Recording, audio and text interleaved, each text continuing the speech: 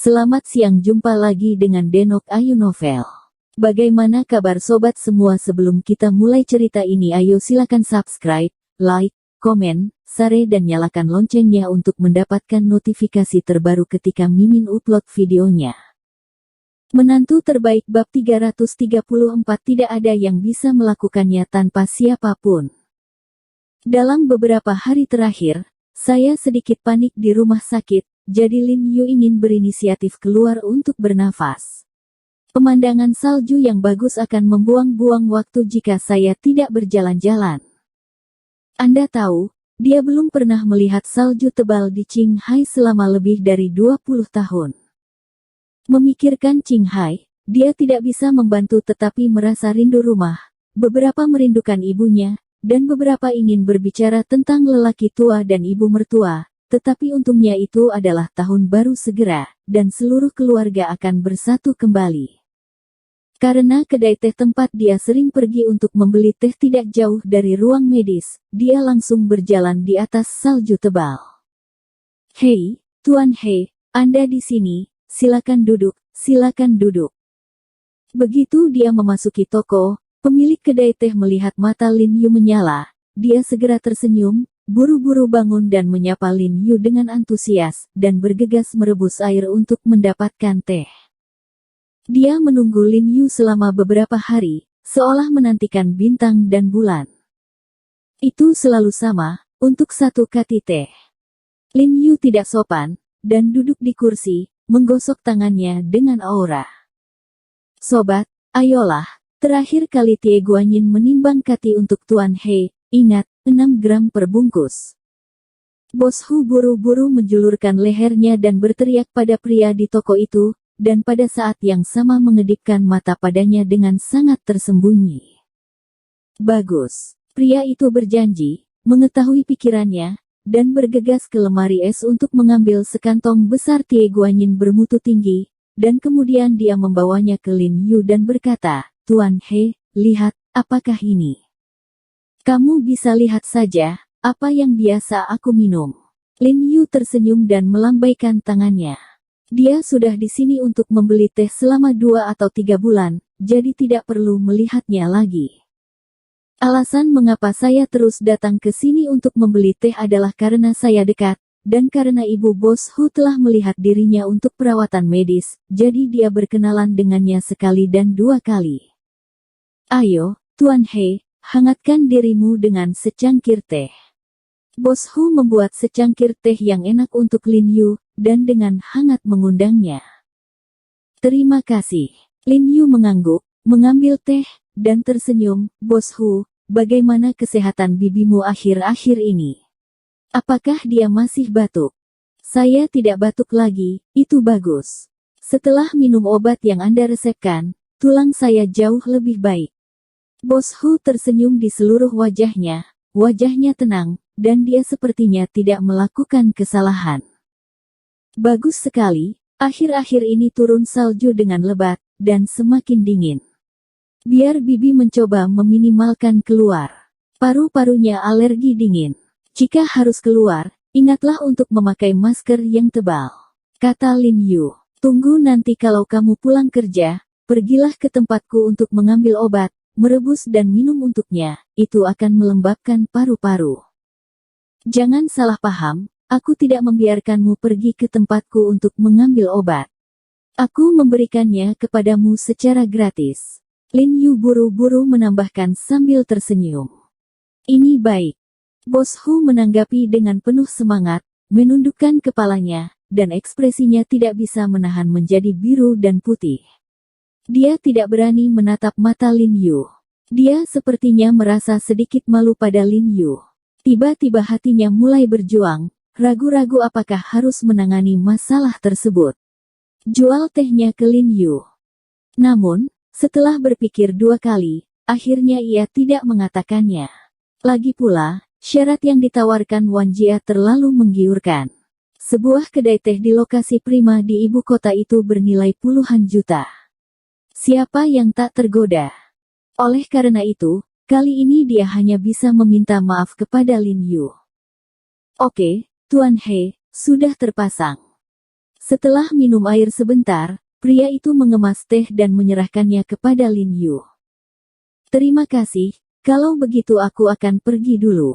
Lin Yu berbalik dan berjalan keluar setelah mentransfer akun dengan bos. Bos Hu segera bangun untuk mengantarnya pergi, dan berkata dengan antusias, Tuan He, pergi pelan-pelan, datanglah ke sini lebih sering lagi di masa depan. Bagaimana, apakah kamu menyimpan sesuatu? Setelah melihat Lin Yu pergi, wajah Bos Hu menjadi dingin, dan dia berbalik dan bertanya pada temannya dengan hati-hati. Lepaskan. Pria itu mengangguk dan berkata, aku menuangkannya ke dalam setengah botol, dan aku bahkan membalikkan tehnya secara khusus. Sekarang dia tidak ingin mati. Diam. Bos gendut itu segera memarahinya dan berkata dengan dingin, masalah ini tidak ada hubungannya dengan kami tidak tahu apa-apa, apakah Anda mengingatnya? Ingat. Pria itu mengangguk berulang kali, lalu mengeluarkan botol obat putih kecil dan menyerahkannya kepada bos. Tinggalkan di sana, pergi dan cuci tanganmu. Bos Hu tidak berani menjawab, lalu berbalik dan memanggil Wan Weichen. Karena terlalu bersalju, Lin Yu tampak seperti manusia salju ketika dia kembali ke rumah sakit dari luar, dengan butiran salju di bulu mata dan alisnya. Dia menginjak kakinya, berjalan langsung ke apotek, dan meletakkan teh di lemari es. Lihatlah dirimu, aku tidak tahu bagaimana cara memegang payung. Ye Qingmei bergegas dan menepuk salju pada Lin Yu. Kakak senior, di luar dingin. Lin Yu tiba-tiba mengulurkan tangan dinginnya dan menyentuh wajah putih mulusnya. Ah, dinginnya sudah mati. Ye Qingmei buru-buru bersembunyi karena kedinginan, tetapi segera dia meraih tangan Lin Yu lagi, mengusap napasnya, dan meletakkannya di perutnya dengan mengenakan sweter putih untuk membantunya menghangatkan tangannya. Melihat pakaian itu tidak banyak membantu, Ye Qingmei dengan hati-hati melirik ke samping ke pintu. Tidak melihat siapapun, dia buru-buru mengangkat sweternya dengan lembut dan meletakkan tangan dingin Lin Yu di perutnya yang lembut. Hangat atau tidak, alis dan pipi Ye Qing sedikit memerah. Hangat. Lin Yu mengangguk dengan penuh semangat, hanya merasakan sentuhan hangat dan halus, membiarkan dia memegang tangannya, matanya penuh kelembutan, tetapi dia tidak tahan untuk menghangatkan dirinya dengan suhu tubuhnya, jadi dia tiba-tiba mengulurkan tangan lembutnya. Dicubit di perutnya. Aduh. Ye Qingmei tertangkap basah dan berteriak karena terkejut, memutar matanya, menepuk tangannya dengan kuat, dan bersenandung, kamu akan mati kedinginan. Setelah berbicara, dia mengabaikan Lin Yu lagi dan berbalik untuk melanjutkan pemrosesan bahan obat. Kakak senior, jangan membuatnya, pergi, aku akan membuatkan teh untukmu. Lin Yu mengambil 2 kantong teh, dan dengan senang hati menarik Ye Qingmei, kebetulan aku ingin menanyakan sesuatu padamu. Ada apa? Ye Qing menyeka alisnya dan mengikutinya keluar. Setelah duduk di meja di area resepsionis, Lin Yu bertanya sambil mencuci perangkat teh, apakah menurutmu kita akan kembali ke Qinghai tahun ini? Atau haruskah kita mengajak ibu baptis dan menghabiskan mereka di Beijing, tepat pada waktunya bagi mereka untuk datang dan bermain? Mainkan dan lihat lingkungan kita. Tang Hao membantunya merawat sebuah villa, yang bisa dia beli kapan saja. Aku tidak tahu, atau tanya pada ibu baptis. Ye Qingmei duduk di hadapannya dan berkata, ayo, minum teh. Lin Yu menuangkan beberapa cangkir teh yang diseduh. Li Zhensheng dan Dou Xingyi di depan lemari obat berkata, datanglah untuk minum teh setelah kamu selesai. Teh jenis apa? Ini sangat harum. Ye Qing mengangkat alisnya dan mencium bau tehnya. Ti Guanyin, minum dan rasakan. Lin Yu tersenyum. Ambil obatnya. Ye Qingmei hendak menundukkan kepalanya untuk minum, tetapi seorang wanita tiba-tiba bergegas dari luar pintu, berteriak untuk mengambil obat dengan tergesa-gesa. Oke, sekarang juga. Ye Qingmei mengabaikan tehnya, menyisihkan cangkir tehnya, dan dengan cepat bangkit untuk mengambil obat untuk wanita itu. Lin Yu memandang punggungnya dan tersenyum, lalu mengambil secangkir teh, dan meletakkannya di depan hidungnya dan menciumnya dengan kenikmatan yang luar biasa. Aroma hangat itu menyegarkan, dan kemudian dia meniupnya dengan lembut dan mengambil beberapa suap di dalamnya. Isi kembali diri Anda, seperti sebelumnya, sambil meniup dan minum perlahan. Saat itu adalah cangkir ketiga, tangan Lin Yu menegang, dan cangkir teh jatuh tak terkendali di atas meja. Dia tiba-tiba merasakan dingin di tubuhnya, dan darah mengalir perlahan, terutama di paru-parunya. Bagian itu, seolah-olah jatuh ke dalam gudang es, itu sedingin es.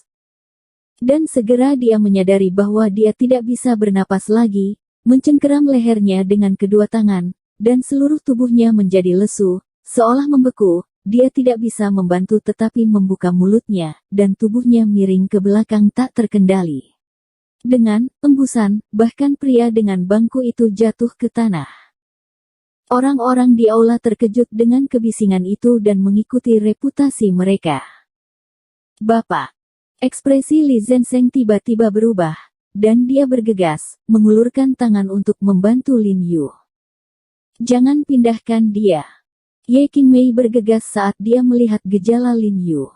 Dia menjadi pucat ketakutan setelah melihat gejala Lin Yu. Dia buru-buru bertanya, "Jiarong, ada apa denganmu?" Awalnya dia mengira Lin Yu menderita infak miokat, tetapi melihat gejalanya, itu tidak terlihat seperti itu sama sekali. Mulut Lin Yu terbuka, wajahnya sakit, dia tidak bisa berbicara, seluruh wajahnya memerah karena kekurangan oksigen. Tuan tercekik. Sebagai seorang dokter, Dou Xingyi memperhatikan gejala Lin Yu dan kulitnya berubah tiba-tiba. Dia bergegas dan membuka kelopak mata Lin Yu untuk melihatnya. Kemudian dia memeriksa denyut nadinya dan berkata dengan kaget, "Nadi guru berdetak kencang. Ini sangat lambat, ini. Apa yang terjadi? Apakah dia pernah menderita penyakit sebelumnya?" Tidak, dia dalam kesehatan yang baik. Alis Ye Qing menangis, dia tidak pernah mendengar Lin Yu mengatakan bahwa dia sakit, dan bahkan jika dia sakit, dia akan menyembuhkannya sendiri. Lihat gejala ini, pasti keracunan. Kulit Dou Xingyi pucat, dan satu-satunya penjelasan sekarang adalah keracunan. Meracuni. Mungkinkah teh ini? Kulit Li Zenseng berubah, dan dia tiba-tiba menyadari sesuatu. Dia segera berbalik dan memandangi teh hijau kuning di atas meja. Suaminya menjadi seperti ini setelah meminum teh ini. Pada saat ini, Ye Qingmei telah memaksa dirinya untuk tenang, dan buru-buru menyeka air mata, berlari ke sisi Lin Yu dan berlutut, dan kemudian meletakkan satu tangan di dahi Lin Yu dan menekan, dan tangan lainnya mengangkat dagu Lin Yu. Biarkan dia membuka mulutnya lebih baik dan segera memeriksa mulutnya. Melihat bahwa tidak ada benda asing, dia segera menarik napas dalam-dalam, mencubit hidung Lin Yu, membungkuk dan mencium mulut Lin Yu, dan memaksa udara di paru-parunya bertiup ke dalam rongga paru Lin Yu. Lin Yu tiba-tiba melebarkan matanya dan melihat pemandangan ini dengan heran. Dia tidak menyangka bahwa itu pertama kali dia mencium kakak perempuan itu adalah pernapasan buatan. Namun, pernafasan buatan Ye Qingmei tampaknya tidak banyak berpengaruh. Dinginnya sepertinya membekukan Lin Yu, tepatnya, semua alveoli di tubuh He Jiarong tidak dapat menyerap sedikit pun oksigen sama sekali. Lin Yu dapat dengan jelas merasakan hilangnya keadaan kehidupan di tubuh He Jiarong, dan dia juga bisa dengan jelas merasakan bahwa kesadarannya menjadi semakin kabur, dan bahkan jiwanya merasa ingin keluar dari tubuh He Jiarong. Air mata tidak bisa membantu jatuh dari matanya. Mungkinkah dia akan kehilangan tubuh Brother Jiarong seperti ini? Segala sesuatu yang telah saya kumpulkan dengan sangat mudah, hubungan yang dengan mudah saya bangun dengan Jiang Yan, dan semuanya, akankah semuanya digunakan mulai sekarang? Bahkan jika dia menemukan tubuh lain untuk membangkitkan dirinya sendiri, bagaimana ibunya, Jiang Yan, kakak perempuan, serta ayah mertua dan ibu mertuanya, dan orang lain yang akrab dengannya, membiarkan mereka mengenalnya lagi. Tidak sampai saat ini dia menyadari bahwa dia telah bergabung dengan He Jiarong menjadi satu. Ada aku di dalam kamu dan kamu di dalam diriku, dan tidak ada yang bisa hidup tanpanya. Bersambung. Terima kasih kepada kalian yang telah menonton video ini. Jangan lupa tekan tombol subscribe-nya dan nyalakan notifikasinya untuk mendapatkan video-video seru lainnya dari Denok Ayu Novel.